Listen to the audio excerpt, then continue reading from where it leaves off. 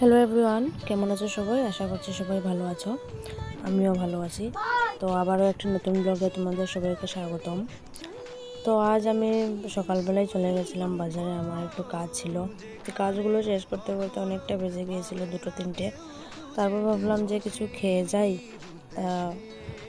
ভাবলাম পেস্ট্রি খেয়ে যাব। তো পেস্ট্রির দোকানে এসে দেখি পেস্ট্রির দোকানটা বন্ধ। তো আমি ফোন করেছিলাম, ওরা বললো খুলবে, একটু দেরি হবে, তাই অপেক্ষা করছিলাম। তো কিছুক্ষণ অপেক্ষা করার পর ওরা দোকানটা খুললো। খোলার সাথে সাথেই তো আর আমাকে খাবার দিয়ে দেবে না, তাই কিছুক্ষণ অপেক্ষা করতে হবে। তো কিছুক্ষণ অপেক্ষা করছিলাম, আমি এখানে ভিডিও করছিলাম, ফটো উঠছিলাম। তারপর ওদের গোছানো কমপ্লিট, তারপর আমি বললাম আমাকে কিছু খেতে দিয়ে দাও। তো এখানে আমি আমার মন পছন্দ মতো একটু জিনিস খেয়ে নিলাম। তো পেস্ট্রি খেতে আমার বরাবরই ছোটোবেলা থেকে খুব ভালো লাগতো। তো আমি টাউনে যেদিনও এসে আমি কিছু পেস্ট্রি খেয়ে যাই। পেস্ট্রির মধ্যে আলাদা একটা অনুভূতি লুকিয়ে আছে, ভালো লাগে খেতে। তো এখানে আমি খাচ্ছিলাম, ঢং করতে করতে খাচ্ছিলাম।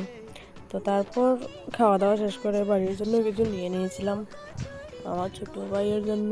ও বলেছে দিদি আমার জন্য কিছু নিয়ে আসিস, তো আমিও ওর জন্য কিছু নিয়ে নিলাম। তো তোমাদের আমার ভিডিওগুলো কেমন লাগলো অবশ্যই বলবে। আর এই হচ্ছে এই বেকারির লোকেশন।